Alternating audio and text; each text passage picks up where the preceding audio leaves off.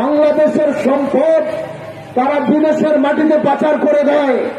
যারা এই দেশের জনগণের ভোটের মাধ্যমে নির্বাচিত হয়ে সংসদ সদস্য, এমপি, মন্ত্রী হওয়ার পর যারা এই দেশের সম্পদ যারা বিদেশে পাচার করে, সেই পশ্চিমা বিশ্বে যারা বাড়ি বানায়, ঘর বানায়, সেই দেশে যারা বসবাস করার জন্য তারা সেই দেশে যদি সম্পদ, যারা এই দেশের সম্পদ বিদেশে যারা পাচার করে দেয়, নিঃসন্দেহে বলতে হয় এরা কখনো বাঙালি জাতির বন্ধু হতে পারে না।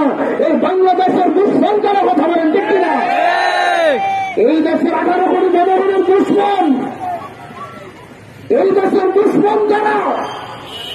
আজকে যদি বলেন জাকের পার্টির জনসভায় কেন তাদেরকে আমরা দুশ্মন বললাম, পত্র পত্রিকার দিকে যদি তাকান, মিডিয়ার দিকে যদি তাকান, গতকাল নারায়ণগঞ্জ জেলা বন্দরে দাঁড়িয়ে বলেছিলাম আমরা বর্তমানে দেখতে পাচ্ছি তথাকথিত যে রাজনৈতিক দলগুলো আছে, প্রায় 52টা রাজনৈতিক দলের ভিতরে যাদেরকে আপনারা মনে করতেছেন একদল ক্ষমতায় চলে গেছেন, আবার আরেকদল মনে করতেছেন চোখ বেঁধে ক্ষমতা আপনারা চলে যাবেন।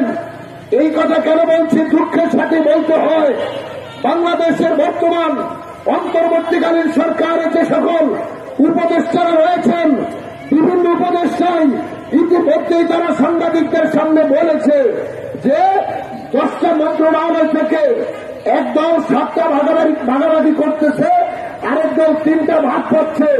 অর্থাৎ নির্বাচনের পূর্বেই যদি মন্ত্রণালয় ভাগাভাগি শুরু করে দেন তাহলে বোঝা গেল নির্বাচন দেওয়ার নামে যে প্রতিশ্রুতি আপনারা জনগণকে দিচ্ছেন এটা আপনারা মানুষের সাথে মিথ্যা বাহানা করতেছেন। কথা বলেন ঠিক কিনা?